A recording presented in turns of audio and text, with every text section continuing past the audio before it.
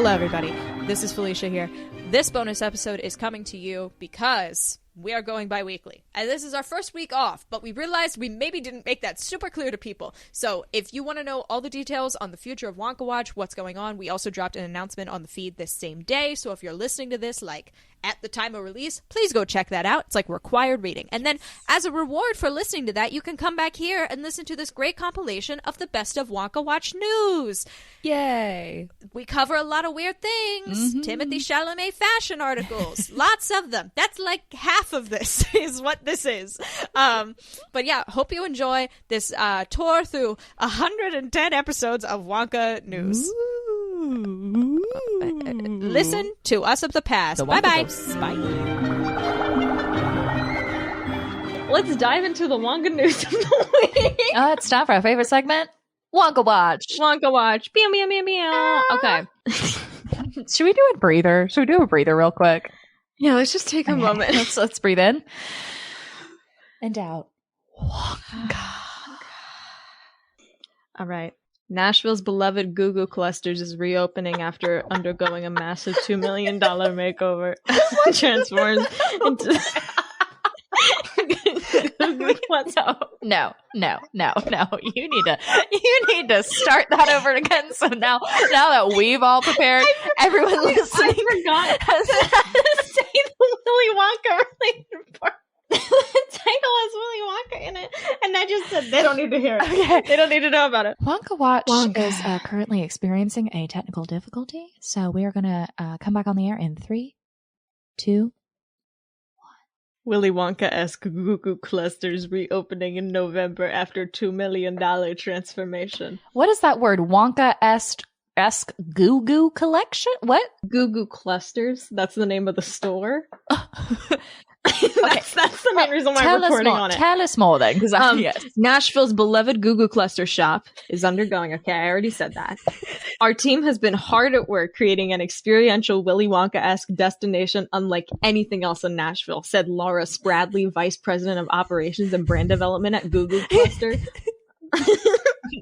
I want to know. They're sitting at that first board meeting. They're like, okay, guys, we need a really good name for our little company. And they're like, like the toddler in the area, hey, it's just that Goo Goo Clusters. And they're like, by God, that's it. Who's this mafia toddler? You just reinvented the Boss Baby character. What they have, this is not a very long report, from boozy milkshakes to kiosks where visitors can be their own chocolatier and create a design your own premium on demand. What is that? Wait, that doesn't make any sense. Premium blend of chocolate, you get to DIY it at like a little thing. No, it says, and create a design your own premium on demand. I think someone forgot a word. And then she said, to light fixtures dripping with chocolate. It's safe to say that all your senses will be in for a treat. Oh my God. Oh. So we're talking like the candy room from the movie, like, yeah, but in a kind of controlled environment. I want to go. It kind of just looks like a normal When you store. first started this, I was like, get me out of here. I'm scared. And then in the middle, I was like, I'm kind of intrigued, I guess. And then by the end, I was like, pack your bags, Felicia. I'll see you in Nashville and I'll hop on the news train. If we're in Nashville, we'll pop in Goo Goo Clusters. I went gangbusters at Goo Goo Clusters t-shirt. We gotta do our weekly Wonka Watch. No. I'm trying to come up with a little intro jingle and nothing's working so far. If you've got candy on your mind and you're wondering, hey, what's up there? Fine, let's tell you all about it. The dispatch of the Wonka Watch. We have some Timothe Chalamet related news. I felt like I needed to report on this because Timothe Chalamet as a young man was a fascinating figure. Much of which exists online through various YouTube channels and things like that.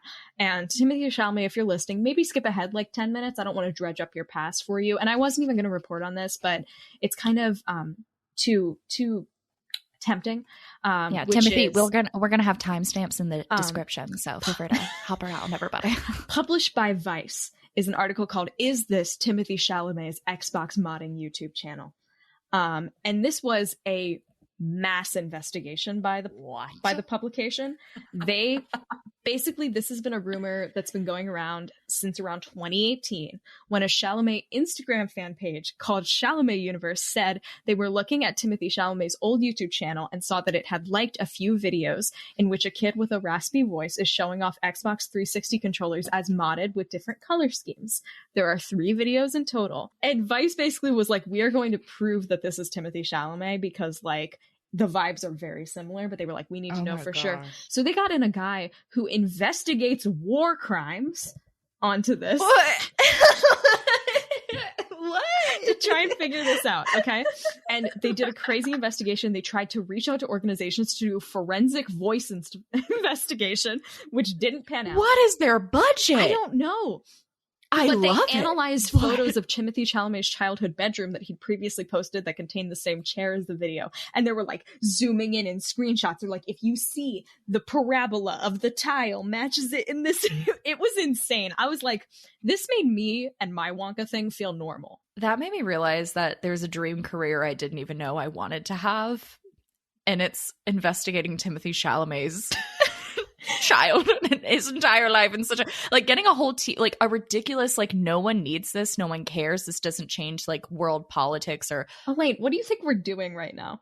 I think we're, I was having a really good day, Felicia. I felt really good in myself. I was like, I'm coming to the podcast. I feel positive. I'm actually going to be happy about having a third podcast. And you just freaking hit me in the Wonka bar, What do you mean? What does that mean? I'm trying out a few new things.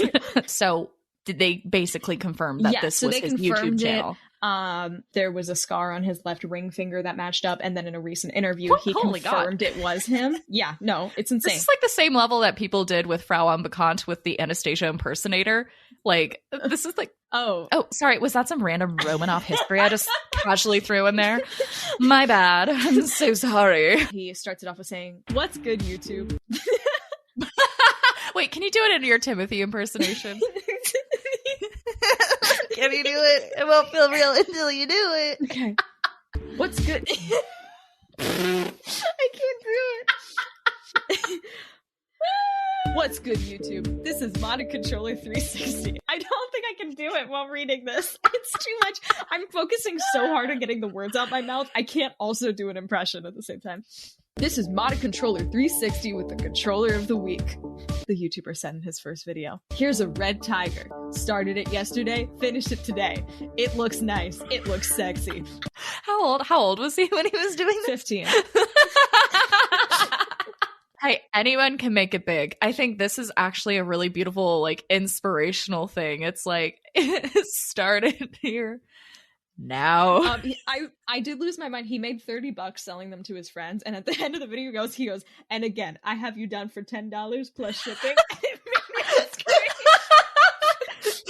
Okay, like, go to the Wonka Watch tab on our episode and just watch this video because it's like a minute, and I can edit this out. I just need you to experience full this. Screening it. What's good, YouTube? This is Controller 360 with the Controller of the Little Week. baby Chalamet. Here's Red Tiger. Little baby Chalamet. This one specifically is going to stud muffins. You're so funny. You're giggling. I'm pretty sure I'm going to do that next week. Again, subscribe if you want. Comment below. Subscribe if you want. Comment below. And I will child Chalamet.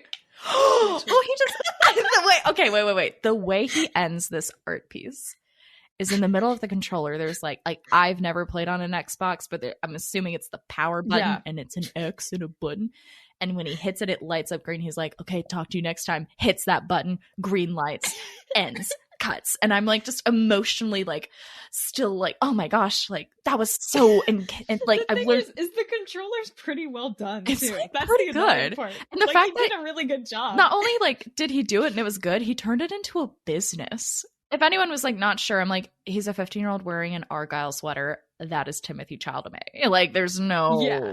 Wow, that, like, brought joy back to my heart. Yeah, you were having the best time. I cried. I'm gonna cut it out, crying. but I think I'm going to leave in a minute of unedited Elaine giggling at the top of her lungs at Timothe Chalamet. There were tears in my eyes. I don't know if you saw that. I actually almost started crying.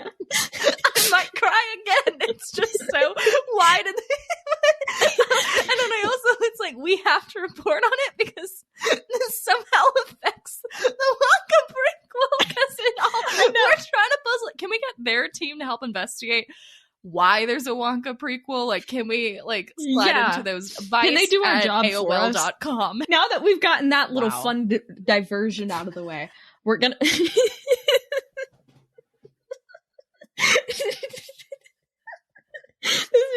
episode's just gonna be us giggling for 30 minutes straight.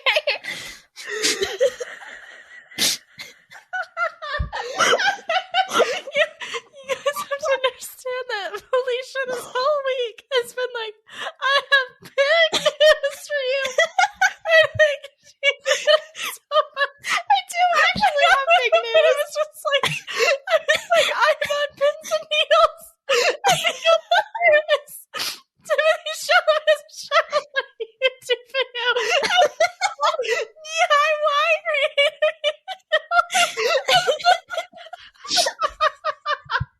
I'm crying.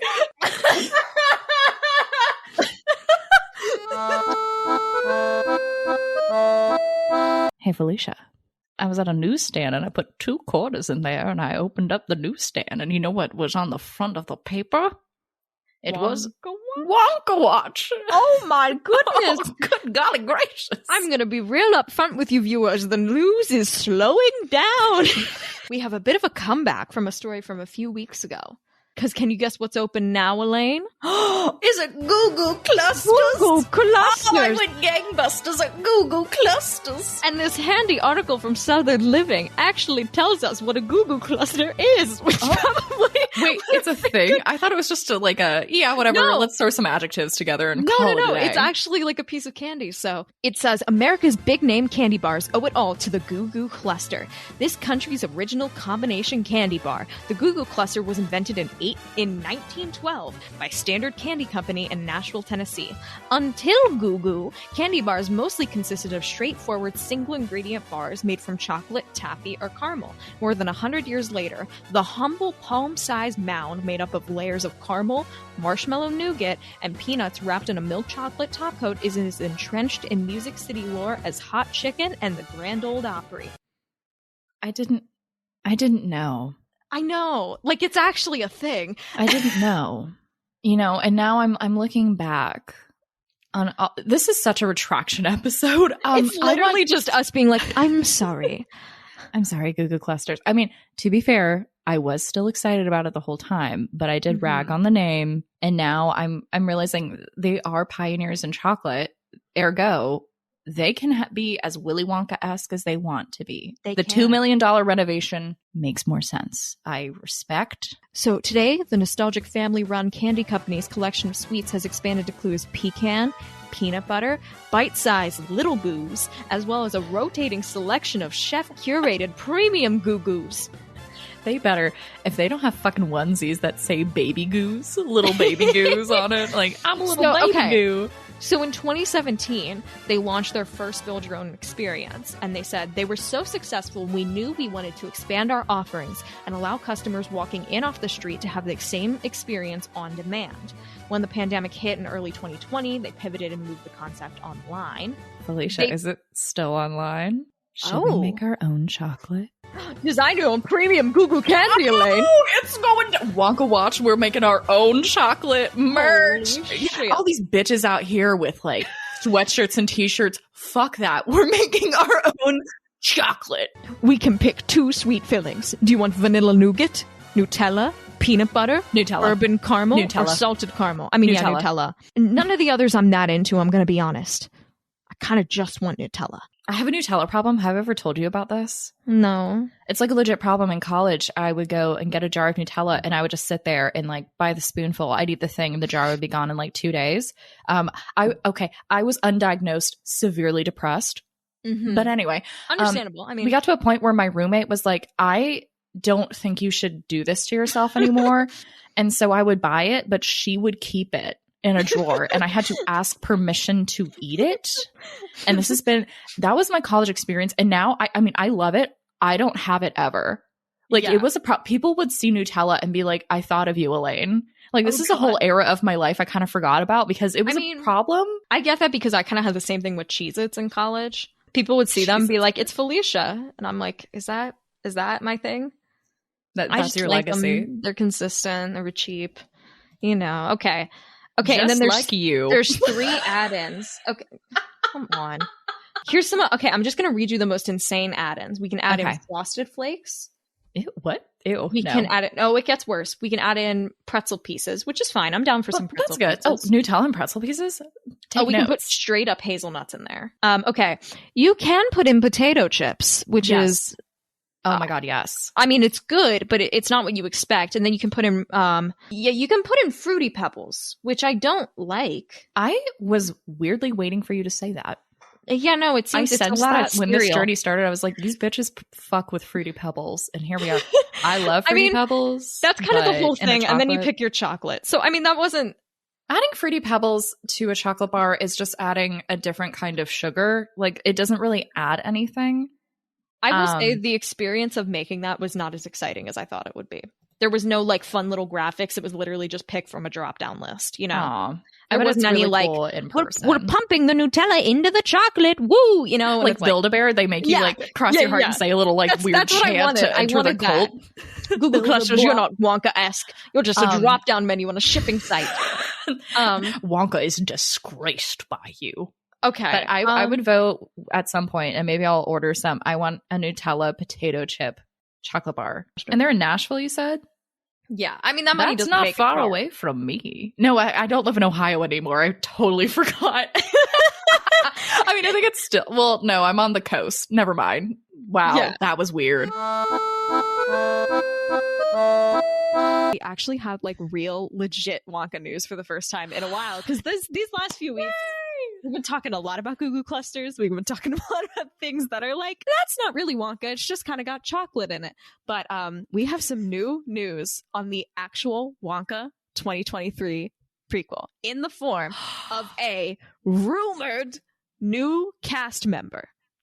Oh my God. This is fucking huge. This is huge, Elaine. I have chills. Truly. So this information was reported on, I think, about 2 websites. So if this is not true, I would not be shocked, but we're going to act like it's true because, let's be real, we've got fucking nothing else. It was leaked by Hollywood Insider.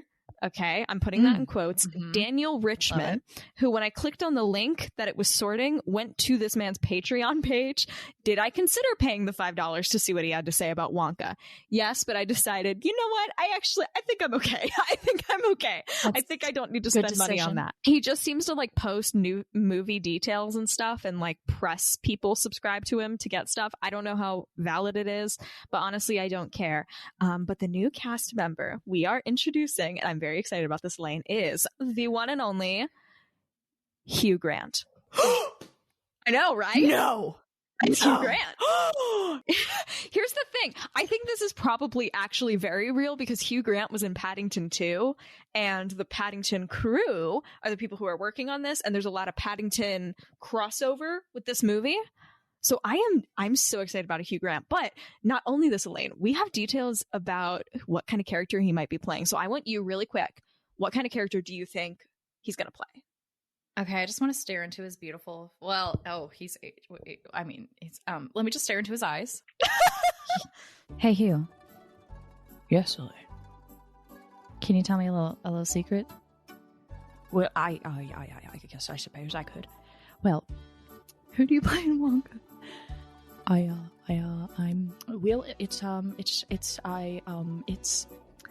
think he's gonna play a... What if he's Wonka's dad? Elaine, I wish that's what it was, but unfortunately, Hugh Grant is reported to be playing an Oompa Loompa. He's playing an Oompa Loompa, Elaine. He's playing an Oompa Loompa. Elaine has You're walked telling out. me this man I know. They got Hugh Grant, and they're going to make him an Oompa Loompa. Is he the one on the paddleboard? Was that Hugh Grant on the paddleboard? Could you imagine? Also, I want to say, since reading this article, I have developed a new term that I demand we exclusively refer to him as Hugh-Ga-Loompa on this podcast of only. Hugh-Ga-Loompa? Hugh-Ga-Loompa.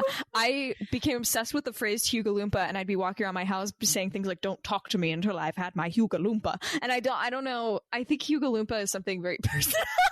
But the fact, like, I read the article and I was like, oh my gosh, Hugh Grant's going to be in Wonka and he's going to be Hugh-Ga-Loompa. And like, I read that and I think it took me like a day and a half to process it and process the absurdity. Like, I was having to go and like reach out to friends and family members for consolement because I can't talk to Elaine about it, you know, until we're on the podcast. But like, I admire Hugh Grant. I like Hugh Grant. I was excited when I was like, what? Hugh Grant's going to be in Wonka? And reading that he's an Oompa Loompa, it's just so many complex feelings and emotions. Elaine is fully standing up. She's pacing. Come on a walk with me, guys. Hold on. Let me move all of my shit. Okay. I can't. First off, I'm so sad that I wasn't able to be there for you in the moment. I understand. Yes. I'm trying to process this still. As you can see, I don't know what to do with this because first off, never would have expected Hugh Grant to pop out of, you know, anywhere into this movie because they had everybody, they had announced everybody, which makes me wonder who else are they holding back on telling us about in this movie? I mean, it's probably going to be a big cast. Oompa Loompa? I know. Hugh Grant? You look at who looked at Hugh Grant and said, you know what? He'd make a great Oompa Loompa. Okay, I need to sit down again. I'm sitting down, guys. We're sitting down again. Okay. I'm really proud, first off, that I didn't full on yell. I don't know. Did I yell? I kind of blacked out. No, you didn't yell. You were very measured in a way that was almost scarier than yelling. Sorry, I feel like I haven't had anything really intelligent to add because I'm trying to. Are they trying to ease the Oompa Loompa by having someone who usually plays such gentle, soft characters? Maybe. And this is like, if we're talking friend, is he like going to be Willy Wonka's friend? Is he? It is a baffling choice. I mean, it's difficult to move on from here. I guess we just have to move on. This is something I've had sitting in my notebook for a while, and because we didn't have any Wonka Watch this week, I decided, you know what, I think this is the perfect time to take this on. This is a Tumblr post I found. I don't know how I found it. So this was posted August 14th, 2020 by Lady Halo, LadyHaylo on Tumblr. It was a post about her high school's production of Willy Wonka.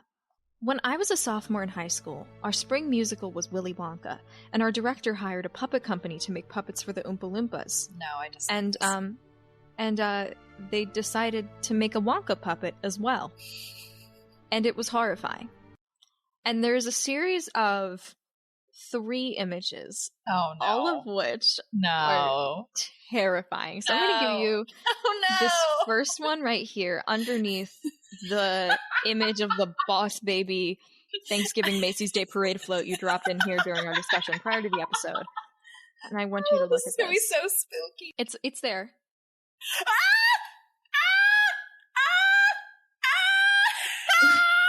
This Willy Wonka is 8 fucking feet tall. He is towering over everyone.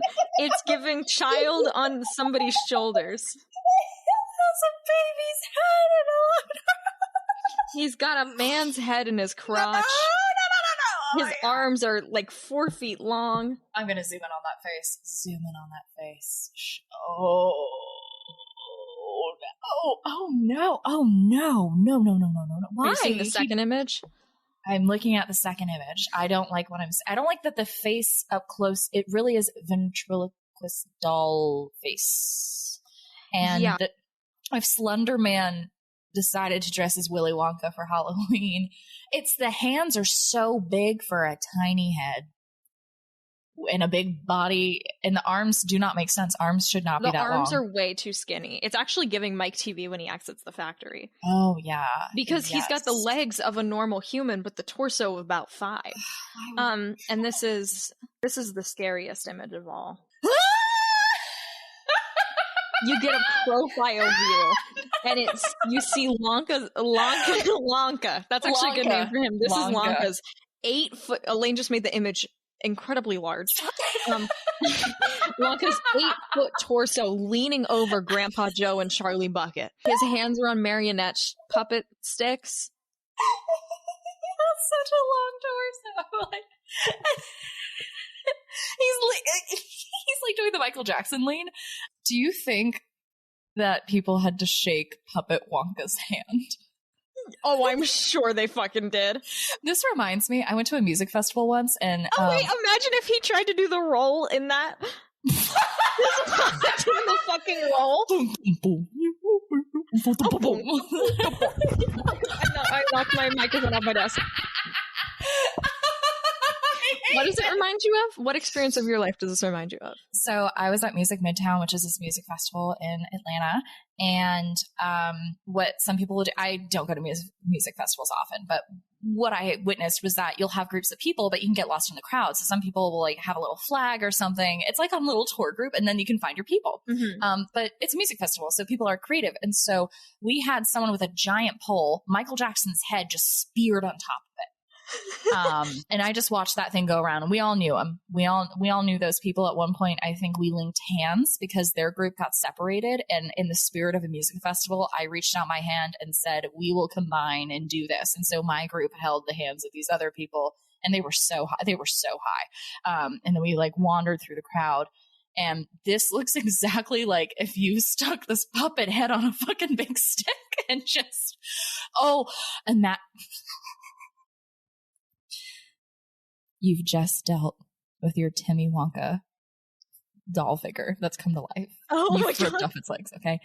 You go to sleep, but little do you know that there's Revenge Wonka. And so your closet door slides open, and stretching out towards us is just God. the face of Puppet Wonka. And he's so long, so he just keeps going and going. And it's his vacant eyes and his puppet smile. And then his long hands reach out, and then they choke you, and then he's looming over you. Another tally of Elaine Makes It Dark. Another tally on the list. Let's bring it back to something frothy. Frothy and fresh, except it's not fresh. This is like certifiably old Wonka Watch. Wonka Wappuccino. This is... Shut up. This is some deep aged Wonka Watch. So it's a nice Come down to the cellar. Ooh, Do you smell the nutty flavors of the aged Wonka Watch? I don't know why I put a V there. Oh, yes. I got this. I could not find anything for this fucking Wonka Watch, and then I remembered this that came in my inbox like 2 weeks ago, which is they basically published this handwritten letter that Gene Wilder sent to Mel Stewart about his thoughts on Willy Wonka's costume. Ooh. And I just thought it was fascinating because, wow, Gene Wilder had some very strong opinions. So I'm just going to jump into this. Dear Mel, I've just received the costume sketches. I'll tell you everything I think, without censoring, and you take from my opinion what you like. I assume that the designer took his impressions from the book and didn't know, naturally, that I would be playing Willy. And I think, for a character in general, they're lovely sketches. I love the main thing, the velvet jacket, and I mean to show by my sketch the exact same color, but I've added 2 large pockets to take away from the svelte feminine line, also in case of a few props. So, like, he was, like, redesigning the costume.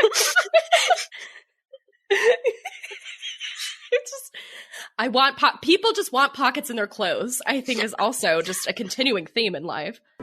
I also think the vest is both appropriate and lovely. And I left the same white flowing shirt and the white gloves. Also, the lighter colored inner silk lining of the jacket. What I don't like is the precise pinpointing in place and time as this costume does.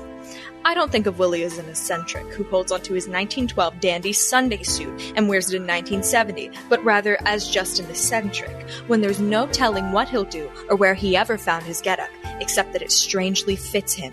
Part of this world and part of another. A vain man who knows colors that suit him, yet with all the oddity, has strangely good taste. Something mysterious, yet undefined. I'm not a ballet master who skips along with little mincy steps. So as you see... Sorry, that was... I thought you were about to add your own commentary there. And I was wow, Felicia, that's so poetic. Where are we going? He said that. Sorry, I love this. Yeah, keep going. This is amazing. One of the most passive-aggressive letters I've ever read. I know, I love that. Yeah, this is great. Oh my god. I'm not a ballet master who skips along with little mincy steps. So, as you see, I've suggested ditching the Robert Helpman trousers. Jodhpurs to me belong more to the dancing master, but once elegant, now almost baggy trousers, baggy through preoccupation with more important things, is character. Slime green trousers are icky. But sand-colored trousers are just as unobtrusive for your cameras, but tasteful. The hat is terrific, but making it 2 inches shorter would make it more special. I love the idea of this being like the cover of also, 17. A light blue felt hat band to match with the same light blue fluffy blow tie shows a man who knows how to compliment his blue eyes. Jean. To match the shoes with the jacket is Faye. To match the shoes with the hat is taste. Hope all is well. Talk to you soon. All my best, Jean. We could have had some kind of like felt 1980s blue tux moment. Oh boy. With slime green trousers. If I dressed head to toe to match my eyes, which are green, I guess I'd be wearing green. That was the thought there. Great. Good one. I was like, well, that'd be wild. I love how, first off, he clearly put a lot of thought into Willy Wonka. Yeah. We know that, but it is very polite sass, but like Jean is such a soft person. Like I wouldn't want to be, I'd be like, oh, that hurt me to my core, but thank you. It makes sense. To match the shoes with the jacket is Faye. To match the shoes with the hat is taste. Yes. Hope all is well. What the fuck? I was like, that's my entrance line on RuPaul's Drag Race. Like, what are we doing? There are like definitely some tote bag quote moments throughout that entire letter. Me with a tote bag that says, slime green trousers are icky. I want a tote bag that says, I'm not a ballet master who skips along with little mincy steps. Because that would be incredible. Embroider that on my throw pillow, okay? Put that on the back of my car. Genuinely give me $10 million and I will make an entire fashion line out of this one letter from Gene Wilder. Thank you, Anna All Wintour. of our merch is just based on this fucking letter. Nothing else. One letter for the rest of this thing. People are like, oh, wow, that's so clever. Is that a quote? You said no, Gene Wilder. And they're like, oh, are they all Gene Wilder quotes? Yeah. From the movie? No. Yeah. Or what? No. When we sell appropriate and lovely vest. Special hat that is 2 inches shorter than originally thought of. That's why it's collapsible, so you can make sure it's the right side. Oh my god, that's such a happy... We sell once elegant, now baggy trousers.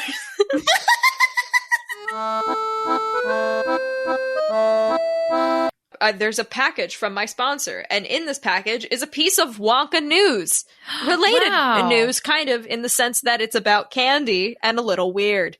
There's not much going on in the world of Wonka right now, so we're getting a little bit... we're pushing the boundaries of what's Wonka news. We're being experimental with journalism in a way that no one has been experimental with it before.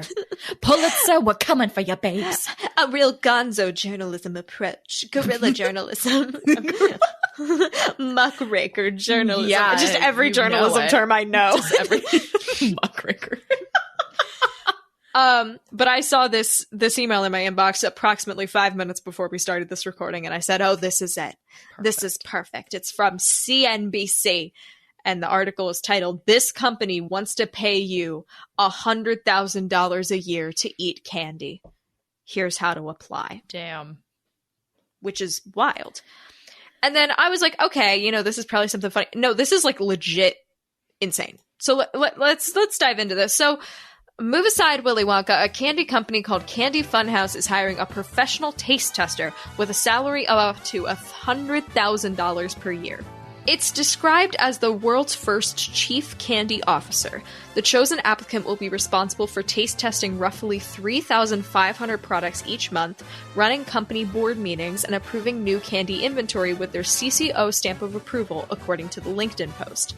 That's a lot of candy, the CNN article says, because it equals out to 113 pieces a day, which is a lot. But here is the plot twist. This is the major plot twist that I did not expect. The job requirements are minimal. You must be at least 5 years old. and reside in North America and have an obvious love for sugar. The listing says parents can apply for their children and that the CCO will undergo extensive palate training to certify their golden taste buds before they're entrusted to select Candy Funhouse stock. What the fuck? Like the love of candy, the position isn't bound by age, the listing says. All you need is a passion for candy, pop culture, and a sweet tooth. And the 5-year-old can work from home, if they want to, or be on location in Newark, New Jersey, or Toronto, Canada. That would be a pretty good tax loophole. Like, you still have to pay the tax on your kids' stuff. I know too much about this. I'm too adult. But that's insane. That's your 5-year-old Gerber baby moves on to candy. They will train your 5-year-old. The position doesn't have an expiration date. If a 5-year-old is selected, they could potentially hold the CCO title for their entire life. Hijazi, who I assume is someone on the administrative board there, admits having a young person leading the board meetings would be a little chaotic, but he sees this as an opportunity for creativity. They could have a potential 5-year-old hosting these board meetings. That'd be batshit. The deadline to apply is August 31st. Okay, everybody. We need a Wonka Watch person within this community to get this job. And then you get to be our mole. You get to tell us everything. You're the chocolate spy now. You're the chocolate spy. The reality show begins. Following the steps of Amari Guishon, the famous mole. With his uncomfortably sexy pterodactyl chocolate statue. Right behind him at all times. Well, hey, so if anyone is interested in that, go for it, man. We got a link in the description. Will be a reference. I will fucking Absolutely die. Not. I will fucking die. Hi, this is the Candy Fun Company. Turns out some listener of your podcast said you guys would be a reference. Hi there, Daryl. Absolutely. No, I'm stopping this right now. We have too much stuff to cover. We can't deal with this weird, wretched old woman character you're playing. We are back. That was so mean. Damn. You know what? If I was awake enough, I might be hurt by that, but I'm tired enough to just forget it. So, yeah. Me with the 3rd grade. Anyway. Stupid. So, it's not anything. I don't... Felicia? I'm like Swiss cheese right now, and you're throwing bullets at me, but they're going through. You're throwing them at me. You're throwing them. You got a label. You're throwing them at me, but Swiss cheese is going right through me. It still hurts, even if there isn't any damage. What am I saying? That's what I'm saying. It's just, it feels like you're talking and not really thinking about the words you're saying as you're saying them. Ooh, I'm gonna pour me a lovely little glass of grape juice, and I've got some little cheese cubes. I'm heading out to my porch for my big old patio party. I guess she got out of the forest. So I got out of the forest, and I come across a magical charcuterie party. And what is this in this Tupperware? It's also a Tupperware party, and they're trying to sell me the Tupperware. I pop it in the microwave that exists outside. Okay, and I hit 55 seconds, and when I pull it out, I got a steaming hot, juicy slice of Wonka Watch news. I would say this is a stove cooked Wonka Watch. This is better than microwave Wonka Watch. Oh shit. This is good. There's no little cold divots in this. This is some fresh fucking news. Crispy. Timothe Chalamet is October's British Vogue cover, and because of that, they did a very intense profile with him written by Giles Hattersley. And this is, I'm going to say to everybody listening to the podcast, this is one of those profiles that I cannot stand celebrity profiles because they write them like they're a fictional character. And they're like, we're peeling back the layers of celebrity. And in doing so, they create an even bigger cult of celebrity. It's just like, you're not talking about this like a person, dude.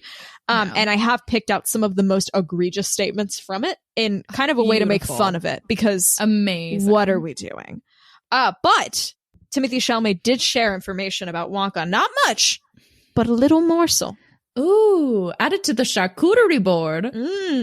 So, he's the first single male, not like single relationship wise, but like the only guy person on the cover of a Vogue thing. Wouldn't that be funny? They were like, all the other British male cover Vogue stars have been married. So, and you're fucking single. Sucks to be you. Congrats. Sucks to be you. You know? So it's written very prose-like, and this is the way to describe it. He arrives, a princeling in jeans and a rock metal t-shirt, bounding sprite-like from one of those blacked-out Cadillac tanks preferred by the famous, reluctant or otherwise. His body language is a joy to behold as he bounces into Champs, a vegan diner in Brooklyn, somehow channeling both a street-style star and Buster Keaton. So I have to pause. Did you say princeling?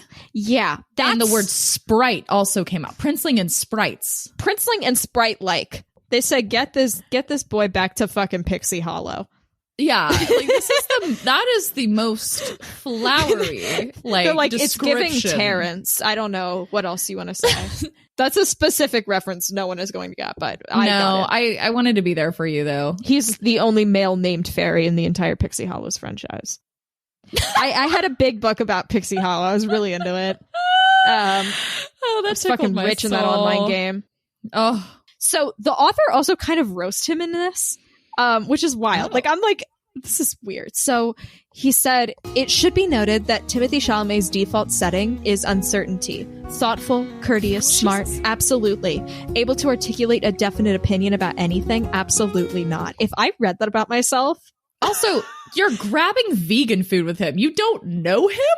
Like, what? Like, you're grabbing lunch, it sounds like, yes, right? Like, I understand it in interview context, I guess is what he's trying to say, but it is still. I will say the only thing I actually judge Timothe Chalamet for is that he said he prefers to stay in hotels than a permanent residence, which is wild to me. I cannot understand that. But you know what? You live your best life. Is that what it does? Apartments, essentially. He's like, I Airbnb have an hopping around. apartment, but I like hotels. And I'm like, what are you talking about? Okay, this is the most fucking insane part of the article. His small talk has this habit of pulling at the fabric of time and space. What? You're the captain of your fate, he says excitedly at one point. Master of your fate, captain of your soul. Like those things where you can draw with both knobs. An Etch-a-Sketch? Oh my God. Exactly. You shake it up and then it's gone. You can't just keep building on the same Etch-a-Sketch. And then the interviewer said, this analogy ends up haunting me for days. I love that line, I will say, because it's like in a good way, in a bad way, in a you're fucking stupid way. Like, you have no idea. Master of your fate, captain of your soul. You know, like an Etch-a-Sketch. Elaine, I've got something pretty fucking groundbreaking. I'm gonna be Oh, honest. shit. Finally. This is a big deal. This is a big deal for us. Let me sit up in my chair. Maybe only us. I'm not sure how you're going to feel about this news. Okay. What happened today was I realized, it's been a while since I've checked the IMDb page. What could there be new? Oh, shit.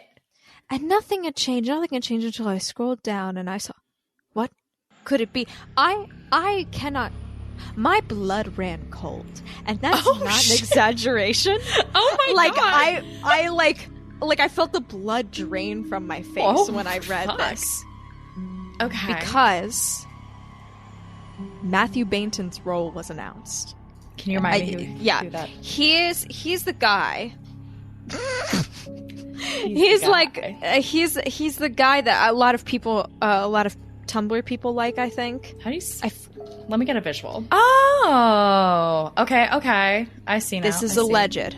Okay. But I look my eyes to the right, and what do I see? A character name. Matthew Bainton is playing Ficklegruber.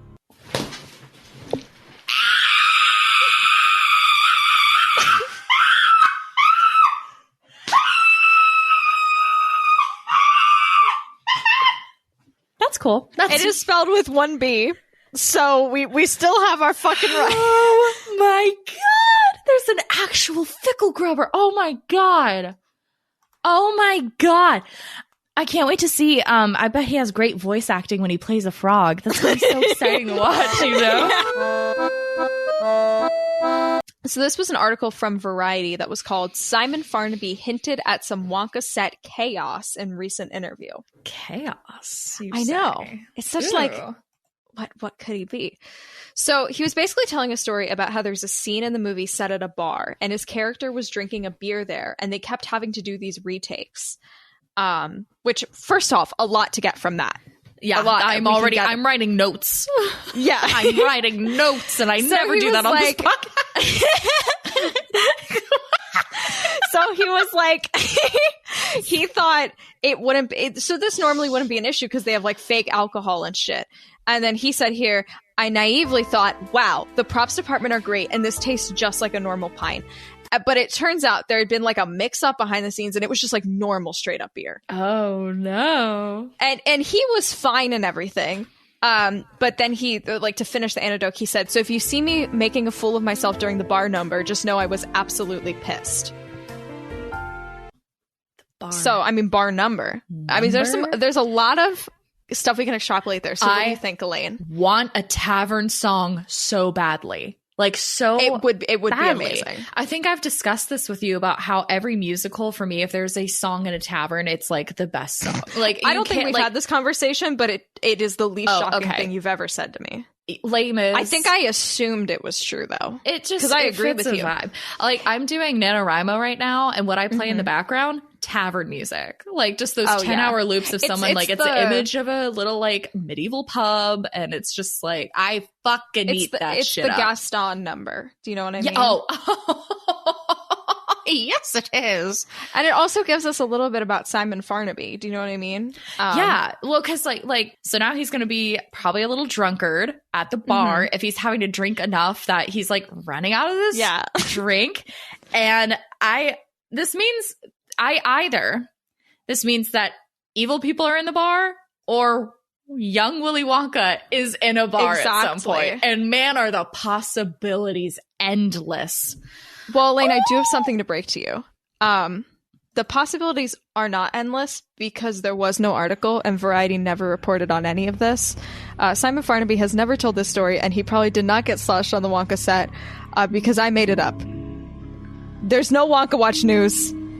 It's all middle school productions and fucking Amari Guichon posts. I got an email about him making a chocolate telescope. And then it's all bones and all. So I was getting desperate, and I was like, "What if I just wrote one for this week?"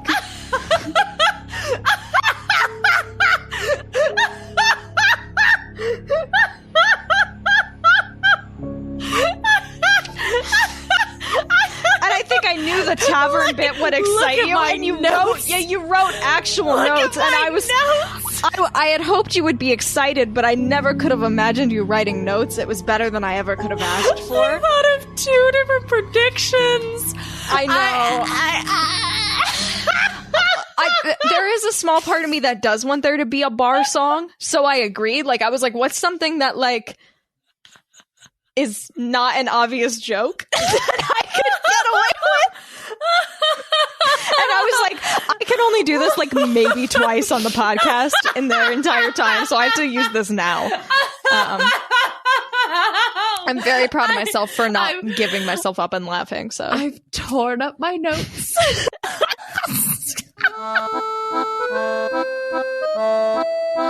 So I got this article called Timothe Chalamet's Popularity Explained. And I just thought as a title, it's kind of funny. It's kind of a weird thing to write about, but okay. But what cinched it for me, this was from movieweb.com by Patrick Hayes, but the reason I wanted to read it was because of the subtitle. Chalamet is one of the most likable young actors on the film circuit, but what about him has so many fans silly for Timothy? My name is Becky, and I'm silly for Timothy. Why would you say that? I'm silly for Timothy. And it's just like this whole article is like so like I feel like I'm reading an academic paper. Chalamet redefines the male lead. Timothe Chalamet has helped reinvent the role of a male lead, both superficially and stylistically. His svelte figure is a departure from the gym-sculpted bodies of yesteryear and is instead more representative of the average man. Rather than the conventional approach of utilizing a stocky frame as a symbol of sexual prowess or a source of weaponry, his on-screen presence derives almost entirely from his demeanor. Similarly, his effeminate facial structure and floppy brown mop of hair gift him an unforgettable and intriguing edge, one that requires neither a beard nor a squared jawline. I feel like I was just reading details from like a dog show. Like, what the fuck?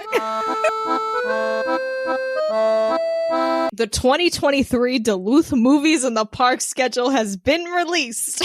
At Leif Erikson Park on July 21st, there will be an outdoor showing of Willy Wonka and the Chocolate Factory. So those of you in Duluth, go on down. What a fun time. That would be great for you. Wait, isn't that where Scott Frank Wonka is from? Is that the Duluth? Wait, yeah, it is. Oh my God. Oh my God, they're bringing it back home and they don't even know. I bet they don't even know.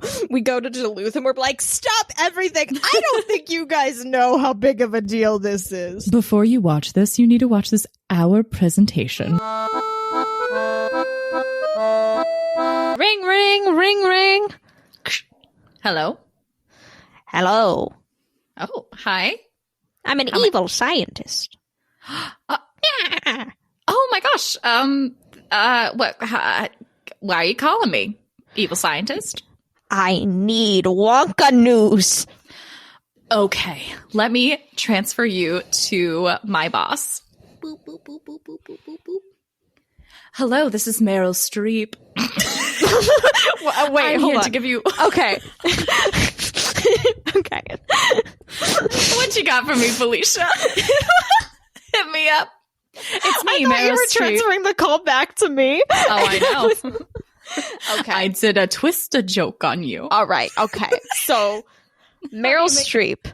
Remember how great it felt last week when we had all this amazing Wonka news? So delightful. I just want you guys to remember that and hold that feeling in your heart. So this week's article is Step into the Willy Wonka Chocolate Village open in Michigan. The status quo has been, this is from it's not a middle school play. 106.9 WJIM Lansing's Big Talker. That's the full name. I'm going to be honest. I don't want to accuse the author of this article of anything, but this article felt AI generated. So it feels like a good tone setter for this episode. Perf. Step into the Willy Wonka Chocolate Village open in Michigan. What is the first thing you think of when you think about the movie Willy Wonka? The Oompa Loompas for sure. You might even think of the iconic scene where Violet blows up like a blueberry. With all of the iconic scenes, you can never forget all the chocolate. What if I told you there was a place where you can experience a Willy Wonka type of vibe? Well, Vibe. Well, the opportunity is now, right here in Michigan. There is a fun-filled village that is all about Willy Wonka's favorite thing. This is a quote. Immerse yourself in the chocolate city that will engage your 5 senses. Use your taste, touch, sight, and smell, and let your imagination loose as you freely interact with everything in this space. Taste the selection of mouth-watering treats. Learn all about the fascinating world of chocolate, and even discover your very own chocolate personality through a series of fun and interactive taste challenges. The Choco Town has various different stops in the village. Bon Bon Boulevard, the Choco and Sons Butcher Shop, and the Gummy Bear Spa. Actually, this is nuts. Spa. It is the easiest and funniest way to experience the world's favorite sweet treat, chocolate. That's a bold claim. The entire visit to Choco Town should take 60 to 90 minutes. All guests have to sign a waiver to live through the experience. To live through the experience? This is what I mean. This doesn't feel... What the fuck happens at the Gummy Bear Spa that I need to The make entire visit to Choco Town. All guests have to sign a waiver to live through the experience. The event at Choco Town is happening at the Oakland Mall at the northeast entrance. I don't know why the fact that it's in Michigan really tickles me. I mean, it's not as bad as Movies in the Park. The Movies in the Park, I think, was the lowest moment of Wonka Watch. And honestly, I feel like that article had something to give. I feel like it was, it felt right for the tone of this episode. If somebody goes, please report back. Yeah. Give us anybody who lives in Lansing, Michigan, or wherever the fuck this is. Give us some notes if you go. And don't forget to sign the waiver, otherwise your life is in peril. Town crier, pray tell. The fax machine has released a statement. Let us all read it together now. From Timothe Chalamet to Tech Bros, why men are suddenly embracing the bracelet.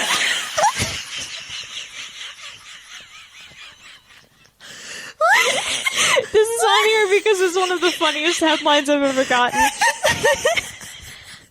So we're talking about fucking bracelets today, guys. You know, the necklace for your hands. I'm gonna read it once again, just because it's one of the funniest. I'm doing it again. From Timothee Chalamet to Tech Bros, why men are suddenly embracing the bracelet. The question on everybody's lips. This is written by The Guardian. It's from The Guardian, written by Chloe McDonnell. And I'm going to be honest, this is not about Timothee Chalamet at all. He gets mentioned maybe in one sentence, but the title made me laugh, and the article was recent, and it was interesting. So we're talking about bracelet significance amongst the upper class today, boys. Basically, the main meat of the article, this is the subtitle. Be it homemade or designer, how the bracelet became a must-have accessory. Brocelet is disgusting. Actually, now that I'm saying it out loud, don't ever say brocelet to me. The majority of the article is about King Charles's choice of wearing a bracelet in his formal portrait and how it represents his commitment to ecological issues. I didn't know anything about that. Okay. So who knew? Fascinating. I also read the title of this article, which again is From Timothee Chalamet to Tech Bros, Why Men Are Suddenly Embracing the Bracelet, just in case you forgot in the last 5 seconds. I just feel like it needs a reminder. I read that and I said, I know Kendall Roy from Succession will be mentioned, and nary 2 paragraphs in, a Kendall Roy mention was dropped. Not even as a significant moment, just as a side thing. Here's another quote. Where the bro goes, the bracelet follows. They're particularly beloved by both bankers in boardrooms to tech bros in Silicon Valley, who see a bracelet as a wily power move, stacking them next to an Apple Watch.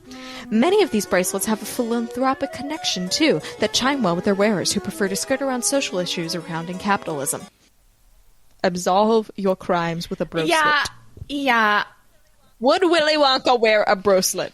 He would not call it a bracelet, and I don't think he would. Also, just the idea that it would annoy him, and it would get in the chocolate. Have to call it a bracelet. They interviewed a guy who specializes in leather and macrame upper class bracelets. Robert Tatiosian, managing director of Tatiosian. He said, it is a very carefully planned purchase. Its customers range from 18 to 80 years old. They are not coming in because they see a piece featured on a billboard or in a magazine. They are more on a discovery journey. So so for a rich man, a bracelet is akin to a middle-aged woman finding herself in Bali.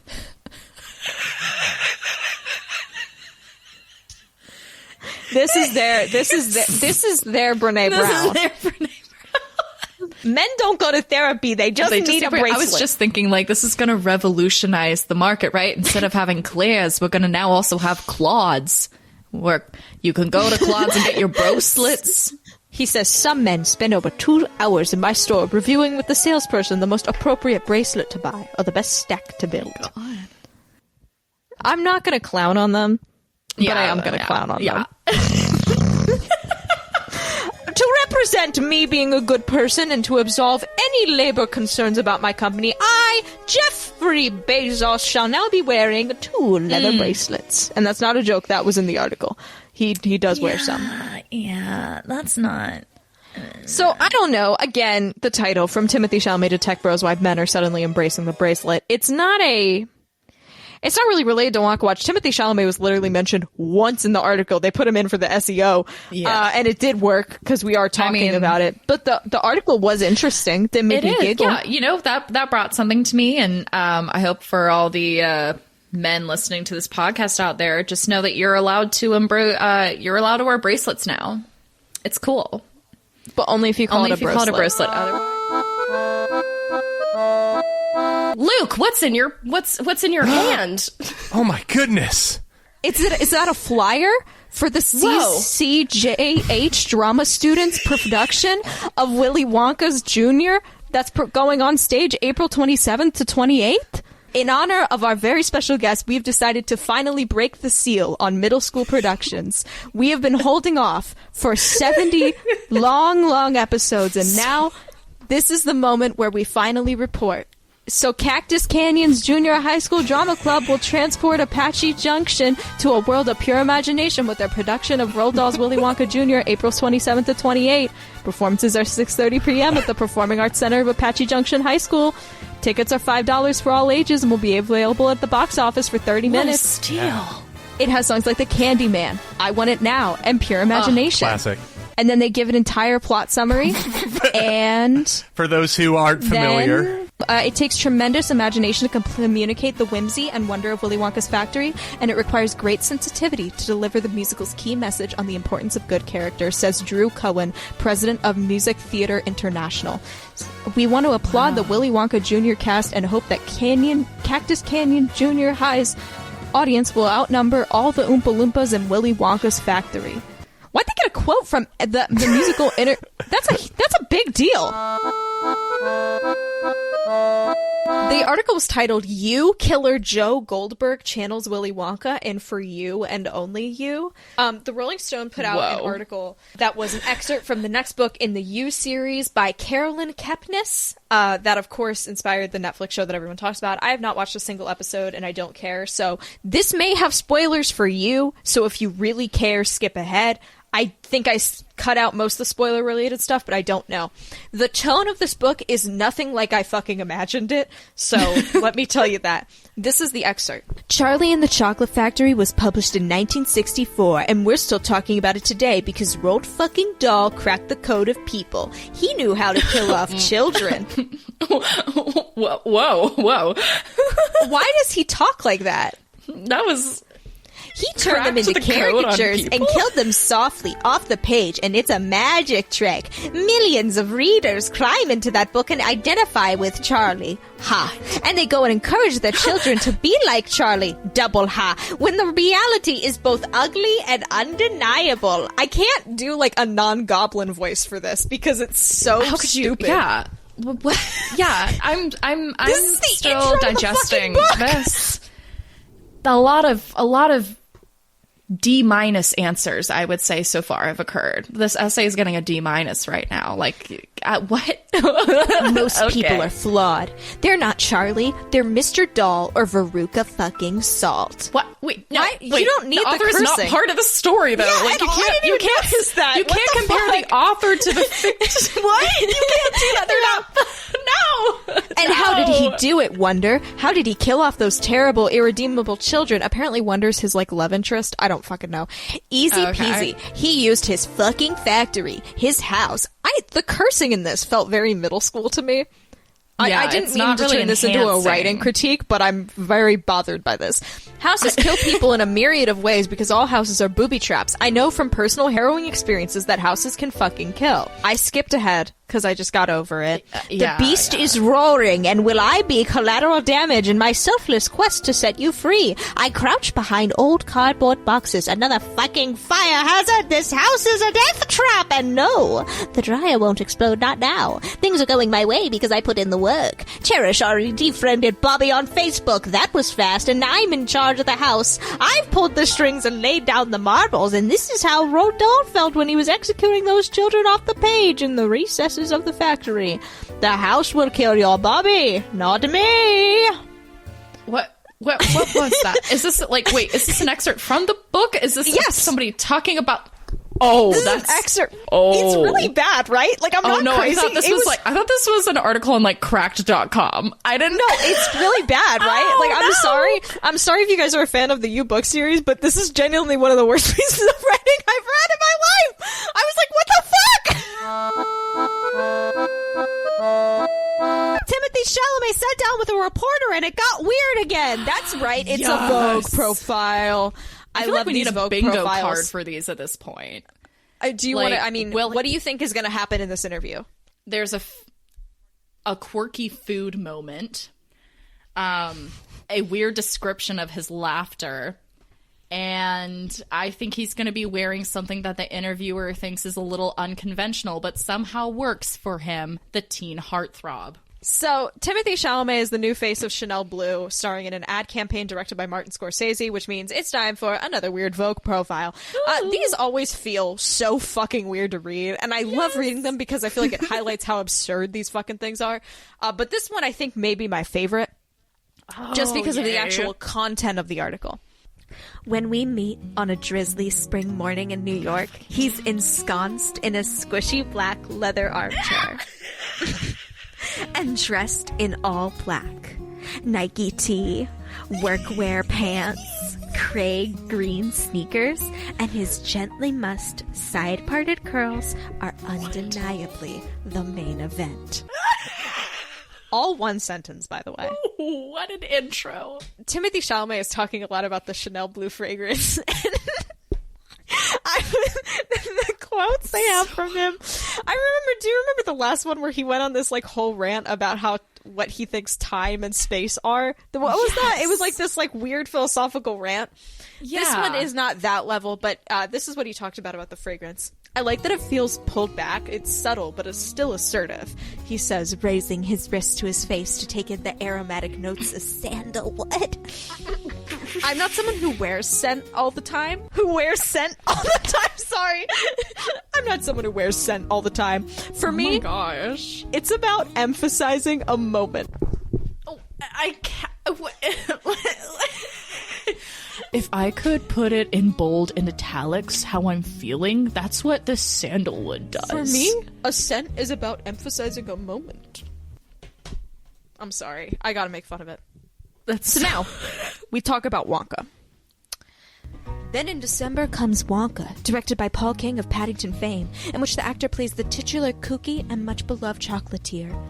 To work on something that will have an uncynical young audience, that was just a big joy. That's why I was drawn to it. In a time and climate of intense political rhetoric, when there's so much bad news all the time, this is hopefully going to be a piece of chocolate.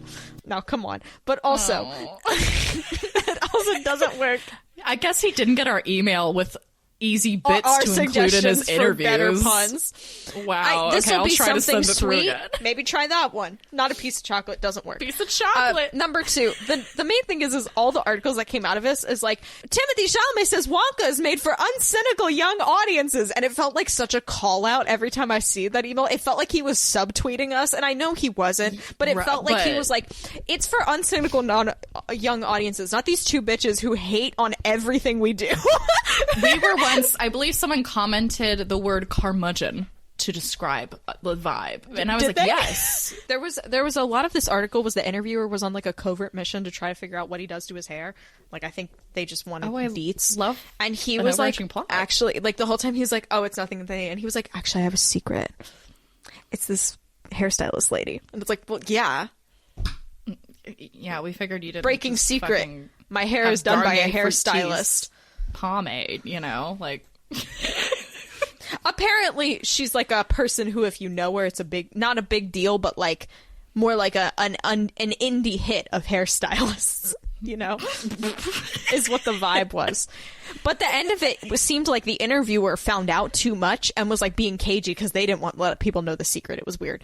Let me just pull up the last paragraph. Timothe Chalamet starts to spill the beans on his hair. He says, Jamie actually has all the secrets about my hair. Jamie who? I ask. People know, he says, flashing a wry smile. And then they say, I might as well be the last person on earth to know about Jamie Taylor, who's been working for the last 6 years as Chalamet's groomer. A word we both agree doesn't accurately describe her craft. I mean, the word is evocative of a horse, he says with a laugh, before lowering his voice to a whisper. I saw Channing Tatum at this Jay-Z party. He's worked with Jamie a lot longer than I have, so I thanked him, and he's like, oh, you didn't steal her, don't worry. And this person, I won't say who, was like, oh, are you guys really talking about your groomer? And he says, I was. Oh shit, here we are. I don't know, man. That's the end of the article. Usually only also hear if there's like, classically like men's haircut, it's like a barber. Like not a groomer. I've literally never heard any human I know refer to it as a groomer, except for like dogs and like you said, horses. Yeah. So like, what if that's the secret? The horse girls knew it right all along. She's from a Petco. She's from a Petco. Yeah, she works at Petco. Can you imagine he goes gets his nails clipped into a Petco? Timothe Chalamet walks into a Petco. They put him in the little harness to trim his nails because he gets too blow dry him while he's like in this little saddle. And then he gets a little bandana when you pick him up to take him home. I can picture him going fucking rabid in a Petco. I don't know why that image was so easy to picture.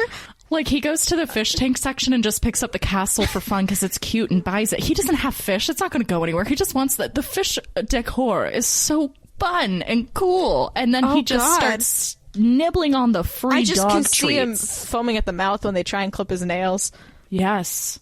Why is that the funniest fucking thing I've heard in weeks? Is Timothe Chalamet going,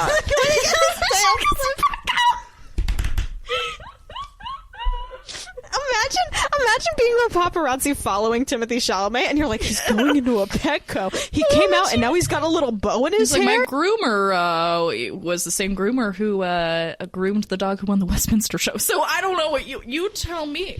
Who's the bad bitch now? There's one more paragraph of this. Okay. And this is very funny. The long-awaited Bob Dylan biopic will begin filming this summer here in New York, with Chalamet recording all his own vocals for the leading role.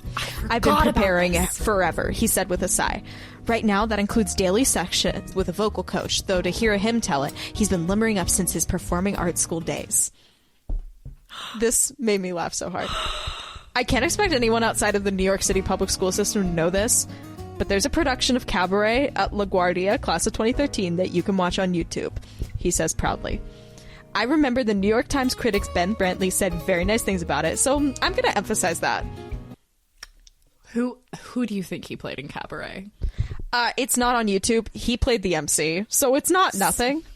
I do think it is so fucking funny that they're like, Timothe Chalamet, why are you going to be good at playing Bob Dylan? He's like, well, I actually played the MC in Cabaret about 10 years ago in high school. Money. Like, literally. Wow. I totally forgot about the Bob Dylan shit, which is still... Celebrities are just like the rest of us reliving our high school theater days. Bragging about it 10 years plus. Also, it's not on YouTube, fucking liar. Every once in a while, I bring something on the podcast just because of how much I like the headline.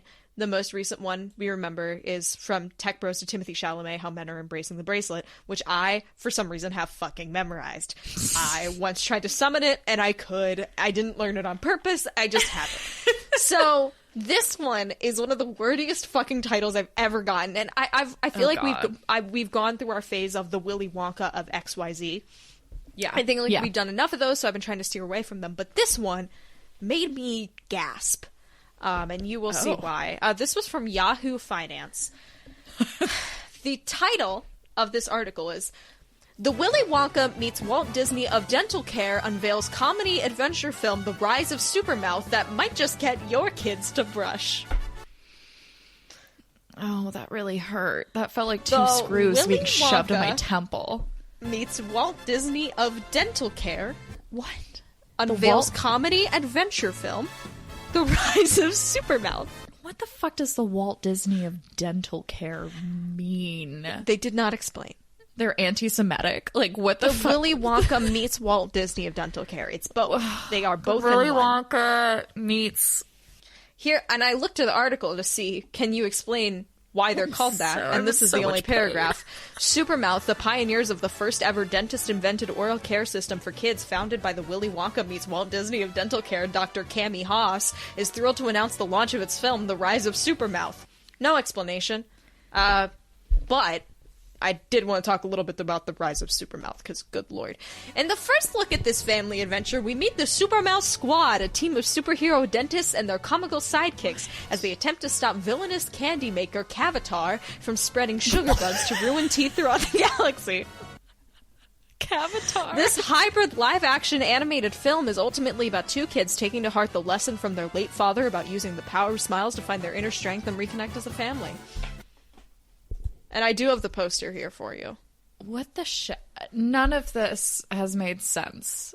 None of this has made sense. How? You'll laugh, you'll cry? You'll cry? The Rise of Supermouth sounds premieres in 6 days, heinous. 19 hours, and 4 minutes. We have like 10 different animation styles going on at once. Oh my god! Do you see, like, you can, I'm sorry, I just went to the website. Meet the Supermouth Squad. Dr. Have One Super Smile, born on 2-star planet and as the youngest 2-starian to win a planetary science fair and achieve celebrity status, Dr. Have One Super Smile was destined to become a super dentist. His companion Turbo, a spacecraft, influences his powers. In his travels, Dr. Have One Smile would often visit the beautiful Tooth Carry land. There he would find love and start his journey to become an orthodontist. There's also Tooth Carry. She grew up in a castle high atop the mountains in the beautiful, majestic forest of Tooth Carry land. So just her name. So the place is named after her. She's named after the place. Cool. She's a fairy. Like most fairies, she can fly, but her abilities knew no bounds. She's an animal lover with 32 different species of pets, including 8 personal pets. Wait, what? Okay. The Tooth Carry bonded... Oh, okay. Her name is the Tooth Carry. Mm-hmm. Instead of with a Carey. the. Okay. I thought it was like a Drew Carey spinoff that was about to happen, but no. Bristles, the dragon. Bristles loves cooking. Bristle? Flossosaurus. At the end of the Cretaceous period on Earth, one egg was shot into space during the meteor strike that wiped out the dinosaurs. The egg then traveled 65 million years to its final destination, Tooth Carry Land. The Tooth Carry and Bristles found the glowing egg and incubated it using Bristles' heat and the Tooth Carry's healing force field. Since Flossosaurus, Flosso for short, was a child, it had a way with floss, just like a cowboy with a rope. It could lasso floss and use it to keep its large dinosaur teeth in tip-top shape. I did not take these notes, I'm just exploring the website, I'm sorry.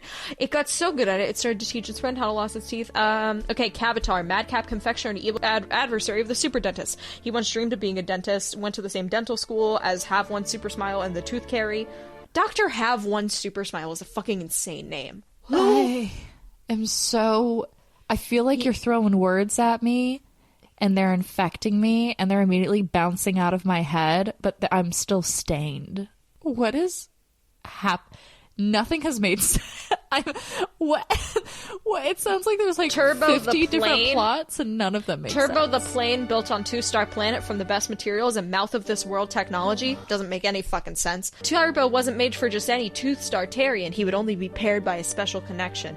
One day while on the flight deck, Dr. Have One Super Smile walked by the new ship and was drawn to its powerful force, and they were instantly paired. Okay. This is a single movie? Turbo is the first craft to be powered by mouthwash. No! Who needs diesel when you got Listerine? Born on the planet of Smouth, X is the most decorated science on 2-star planet. Don't let her obsessive nature fool you. X is as sharp as a bicuspid. Hailing from Do Re Mi, Melody was born with the gift of music and sang to her heart's content. She even formed a music group called Rubber Band at a young age.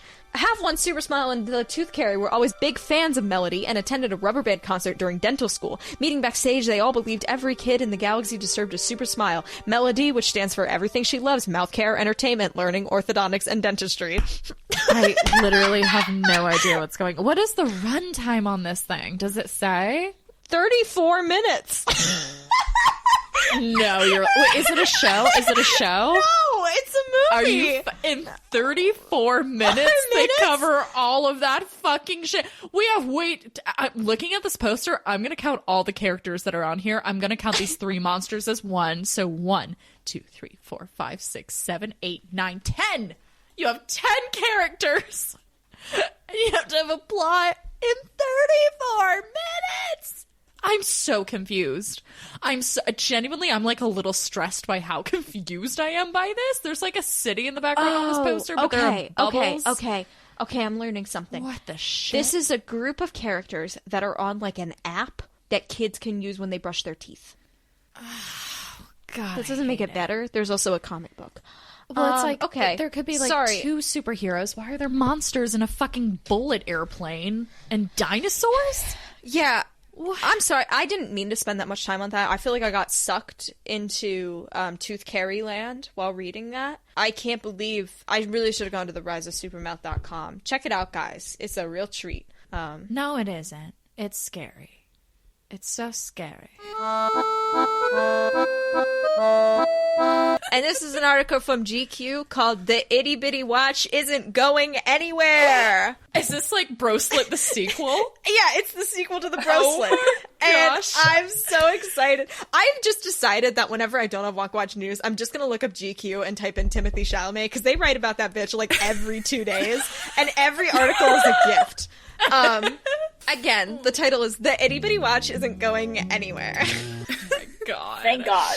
Modern masculinity has moved beyond the big money, big watch way of life. The outdated perceived femininity of a smaller watch has in fact been easily embraced by watch wearers of the slimmest degree. And let's face it, the big boys of the watch world, or 41mm behemoths and beyond, just don't look good on every wrist. Someone got paid to write this. I know. If you told me this was a fake satire article, I kind of would believe it. And that's how I feel about every GQ thing. Is this a microaggression? Because,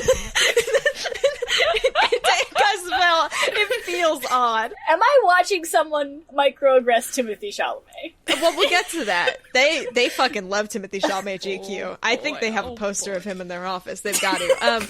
They have to have a cardboard cutout of him by the entrance. You know how every time they have fun tech donuts in the do? morning, he sits at the table with them, that little cardboard cutout, and someone has to feed him the donut. They cut a hole in the mouth for him. Yeah, it's a big honor if you get to be Timothe Chalamet and say it's like one of the perks of working there to make them seem relatable, you know? But here's the Timothe Chalamet part. Most recently, Timothe Chalamet was spotted roaming around the streets of New York. Wait, that's the whole sentence? Loose? They let him off leash? Oh my goodness.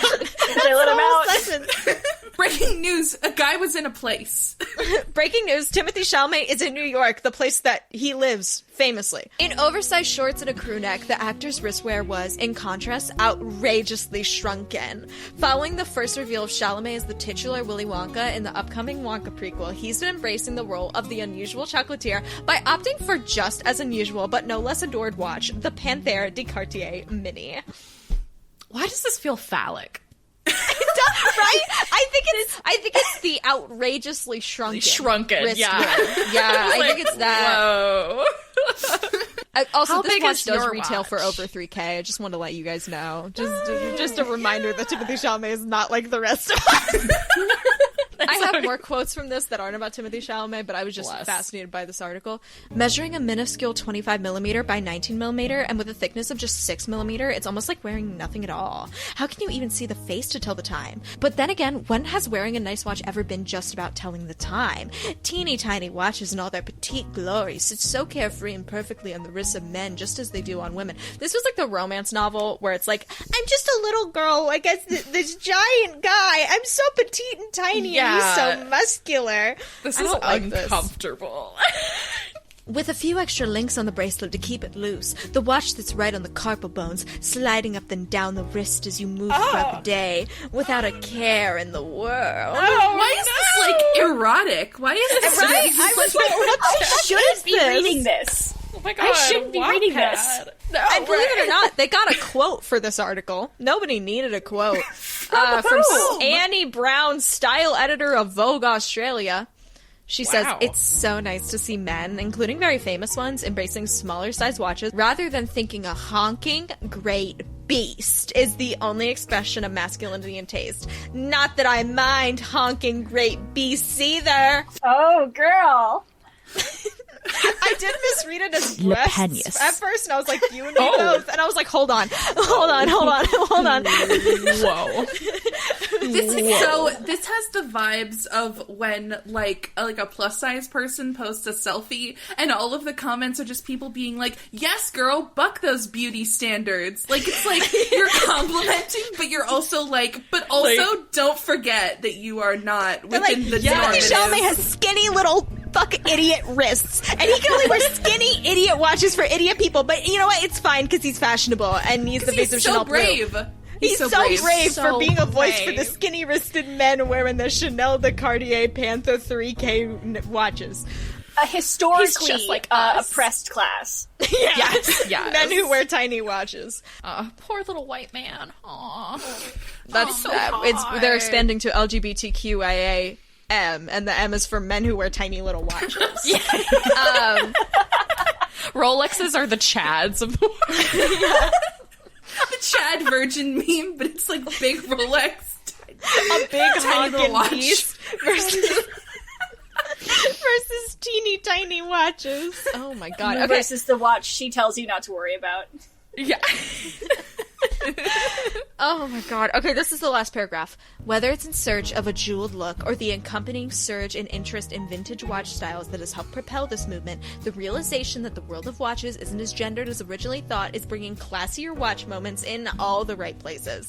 The neatness of a tiny little face just can't be beat. Tiny little face. Tiny little face. Tiny little face. My tiny little face. You can hardly tell the time on my face. But when has a watch ever really been about telling time on the face? I'm breaking all the standards, all the gender norms. I'm a little... Hi, it's me. I'm the wrist... I'm the watch... on Timothe Chalamet's wrist. I literally forgot the word for wristwatch. I don't know if you noticed that. I don't know how. That's the entire article, and I lost it. I'm the wrist on Timothe Chalamet. I got another fashion article. This is the curious case of Timothe Chalamet's time-traveling wardrobe. Oh my god. Okay. Timothe Chalamet has the makings of a mad scientist, namely because he seems like the kind of guy that might bounce a bit when he walks, which is probably why he was cast as Willy Wonka in the upcoming Charlie and the Chocolate Factory prequel. And over the past few weeks, the actor seems to have taken the New York paparazzi on a berserk trip through the space-time continuum, his outfits careening between the 80s, 90s, and 2000s and some kind of fairy hinterland. And this is where we're going to talk about the beanie. This beanie has been the talk of the town. I have encountered this beanie many times. I do want to let the audience know I had to block the terms Timothy, Timmy, Wonka, Chalamet on my Instagram, so I got no more suggested content about this man because I don't care. Unless it's these articles, and then I do care. But this beanie has been the talk of the fucking town. I'll read you more, and then I will explain the hat. So... perhaps the most unusual and heartwarming moment, though, was when Chalamet wore a jaunty beanie with a little hole at the tip for a tuft of hair to sprout from. Oh, our poor little puppy! Our little puppy has a hat! With floral appliques dotted across the brim, he looked like he might live on a toadstool and play merry songs on a hand-hewn flute. Whoa. It actually does look like he just came back from the dog groomers, bringing that bit back. I'm going to put this in the drop zone for you. Just view this hat. Oh. Also, he wore this outfit in like 90-degree weather. Like, what? Honestly, they did a great job describing this.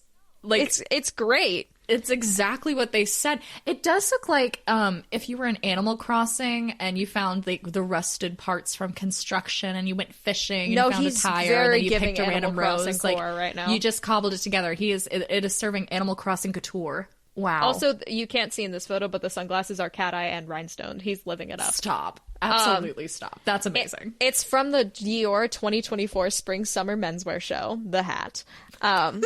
And yes, that is his hair coming out the top. I thought that was fake, but no, that's how the hat's designed, and he got his little hair up through the top of it.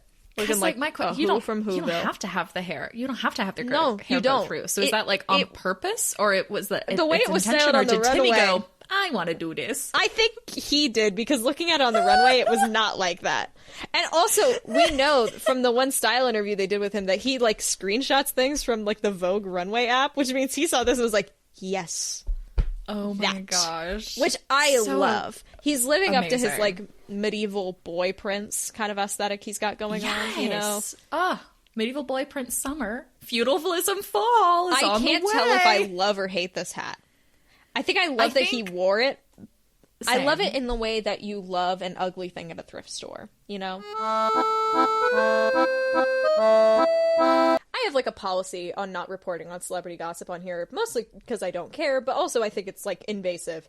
And this is invasive, but it's fucking hilarious.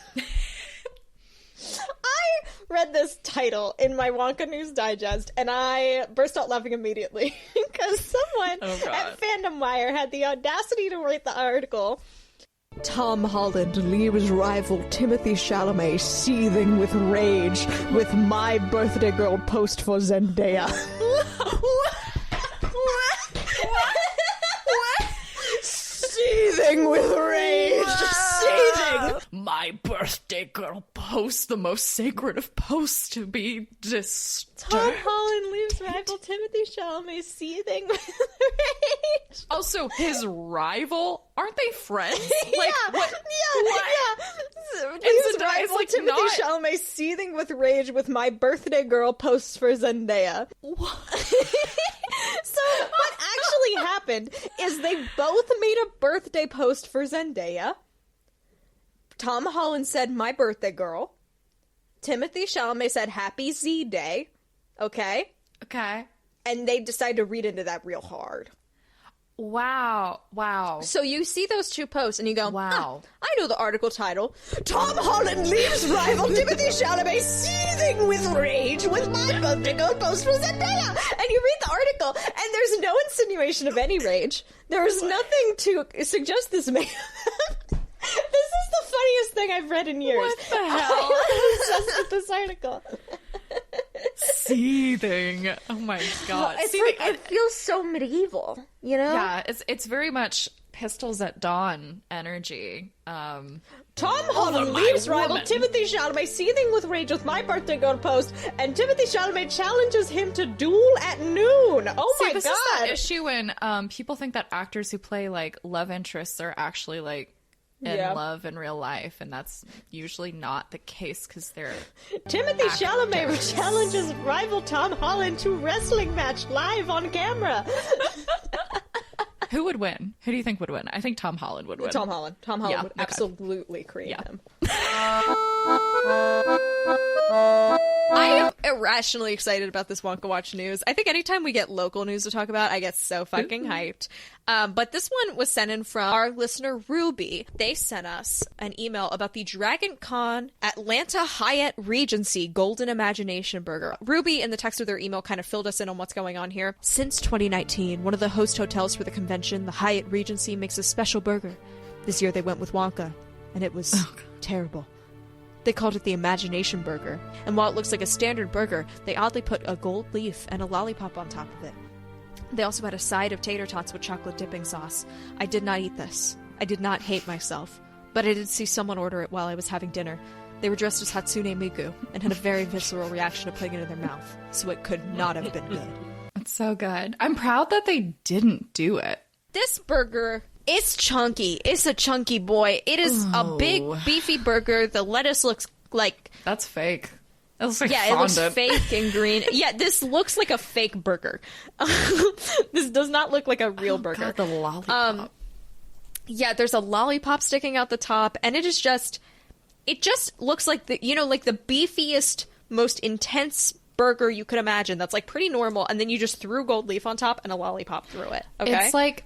the least, I'm going to say it, least moist, juicy burger out there if it got dried up, but you got it at a ballpark and then you accidentally dropped it next to like the Dippin' Dots stand. And extremely thick relish. Extremely thick relish. Like it almost looks like they bit off the back end and now it's like spilling over. Like relish is not the item you want to see dramatically dripping down and like pooling at the bottom of the bun. This doesn't look good. And this is like their photo of it, I think. Well, I don't know where they got this photo from. So to be fair, who knows? But not the angle. The gold leaf does nothing. Like I don't look at this and go, "Wow, that's Willy Wonka-esque." I go, "Who?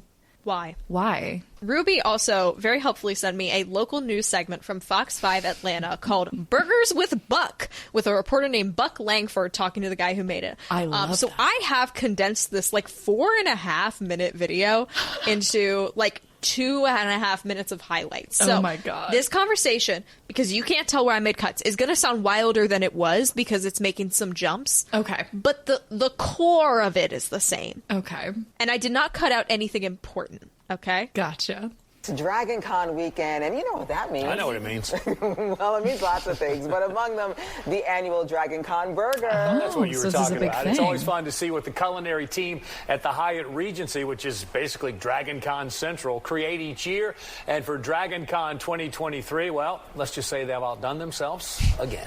Hanging out with our buddy Walter. How you doing, man? Welcome. Thank you so much for coming back, Buck. It's Dragoncon week, and we're at the headquarters of the Dragoncon, it seems. Right? Absolutely. We're in the heart of Dragoncon. It's an exciting week, one of the best weeks of the year. I think it's been 3 years maybe since we've done a burger with you guys, and that's. I like how it sounds like he's in business with them. Yeah, it's not he's like, just it's been a while since we've done a burger together. Burgers with Buck.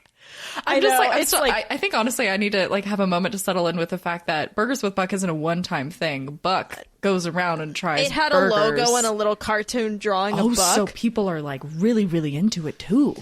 Well, I don't know about that. Okay. I support though. Burgers with Buck. The music in the background felt very intense. I was gonna say that was also like whoa. Acceptable. I'm glad to be back. And you guys always have fun with the Dragoncon with your featured burger. So what do we call this one? So this is our Golden Imagination Burger for 2023. Tell me exactly what's on it. I mean, tell me about the concept. Where do these ideas come from? Our culinary What team is this really dubstep chicken? Yeah, what is I'm this dubstep? I feel like I'm at an arcade and I'm trapped in the ball pit. Just hearing these really adults feels talk like above that. me and not like pulling me out. About a burger, yeah. Creative geniuses, and they work all year really to bring something really special. This will be our #1 social media post all year. People have already been asking about it. The guests really love it. The Dragoncon guests love it. We'll sell, a couple thousand of these during the Dragoncon weekend. So it's a really fun thing for us and fun thing for them. Thousands of these burgers consumed. Thousands. I'm looking at the photo of this while I'm listening to that. It's disturbing. It's disturbing.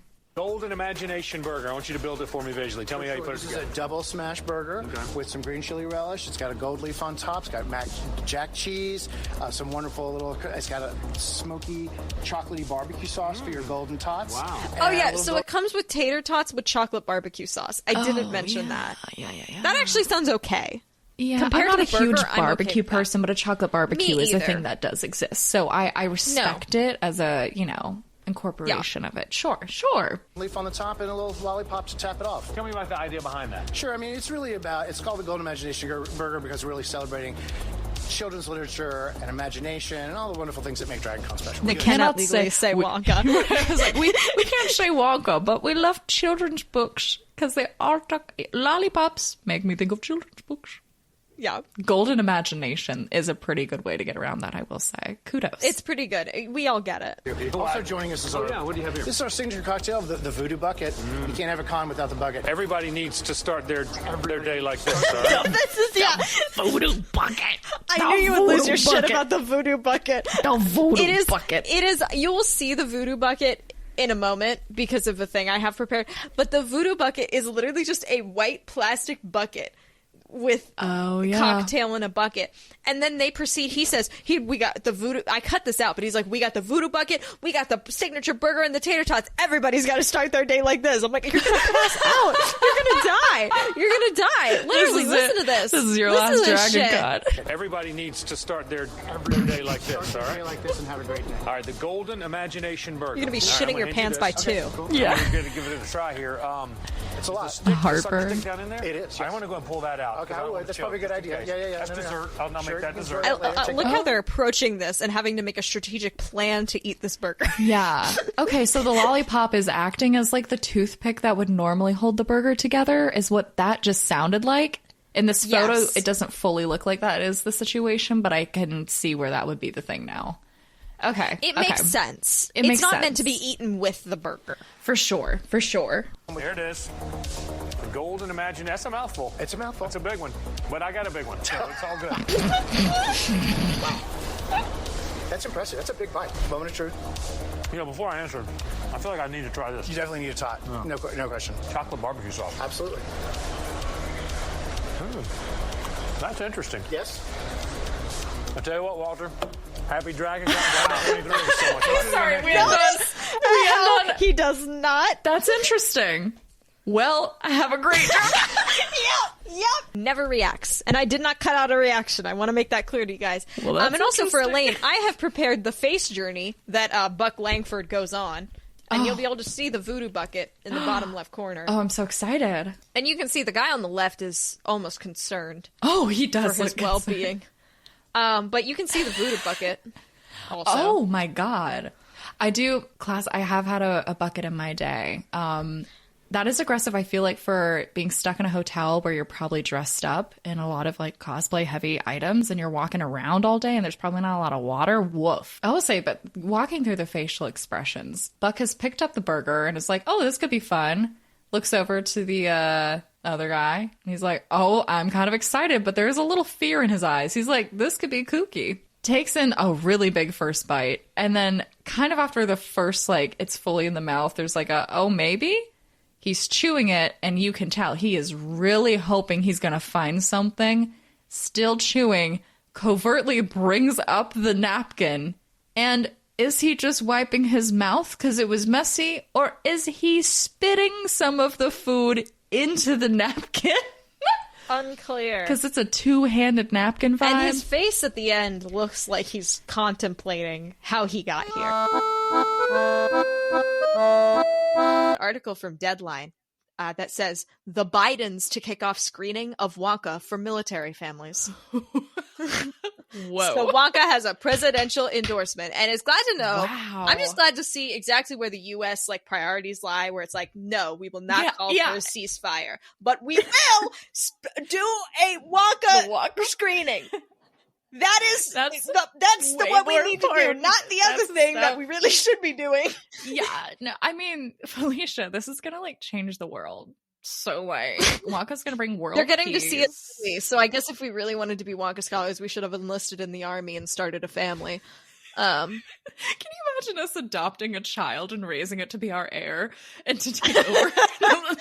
I just saw that entire life that you just put together. Oh God. Whoa. But that's wild. That's absolutely wild. We'd have to enlist in the Navy at the Naval Support Activity Hampton Roads. Oh, okay, that could be fun.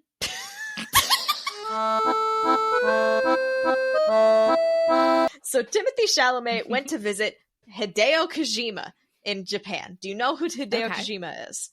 Mm-mm. He's the guy who made the game Death Stranding. Death Stranding, Metal Gear Solid, they're basically very story-driven, kind of experimental games. He's, reading this off the site, he's regarded as an auteur of video games. So just like very unique, okay, kind of if he's behind it, it's got a vision.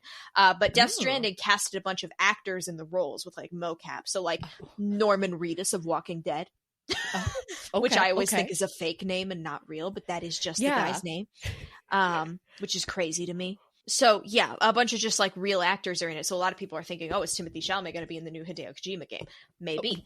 But he did wear a deeply strange outfit too. And I just wanted to go and copy and paste and show you this masterpiece of a look. And it's strange because I both think this look is kind of terrible, but also I might wear it, you know? It's giving King Arthur Knight, but call him Leather Daddy. Actually, I see a lot of this for you. I see the boots, 100%. I see this jacket for you. Maybe the pants like, I'm not sold on. Yeah, I don't know. He's in a bit of a chrysalis of a jacket. Well, there's another tweet that gives you more views of the outfit. Yeah, it's a chrysalis of a jacket, which I've said 5 times, but I do stand by it. He's just wearing jeans with it, which seems odd. That part feels weird. It's basically a dress with a bunch of belts. But the reason I'm sending you this is because the last photo is just him posing with Paddington in this costume, which feels like he's taking the bear in for custody in some sort of legal sci-fi.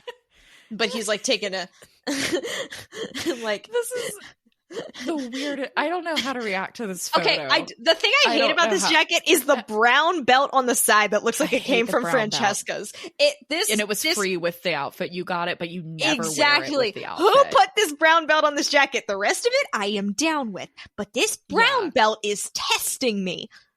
It's let's put it out there, tacky. This is a race car driver off the track who got melted into his tires. Oh, he's that part of the car wash that does the brush thing. Yeah. And he got to be a person for a few hours. Wow. I'm trying to like the facial expression Timmy has in this photo holding Paddington is it looks haunting. like he's meeting a celebrity. Yeah. Like he's bewildered and blown away, but it looks like he's also potentially holding up his macaroni art project. He also, if he was wearing a different outfit, he would look like a small town sculptor putting this in for the local like art fair, like art club. This is winning at the county fair for sculpture. Oh yeah, there's something woodsy. If you take out the jacket, The pose and holding if you remove the entire outfit and he's holding a bear, it somehow is woodsy now. That's I'm saying silly. the facial expression and the pose. There's something. You know what it is? I'm offended by the blinds in the background because I hate those kind of blinds. They always fucking break. And I honestly, it looks like he's just in a basic office with fluorescent lighting. And these are the two people who won the Halloween costume contest. Yes. They thought they were going to be like doing a couple's costume, and then they crossed wires and oops. They were like, oh, let's get coats with fun like buckle belts. And so Paddington has his fun little coat. And then Timmy was like, oh shit, I went too hard. Oh no. Two people take the term Casual Friday very differently.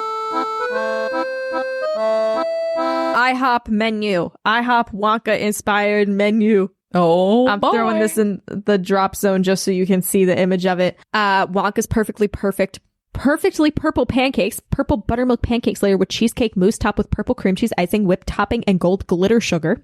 Hover chalk pancake tacos, 3 silver dollar chocolate pancakes folded and filled with chocolate chips, cheesecake mousse, sliced strawberries, and a chocolate drizzle served with extra strawberries on the side.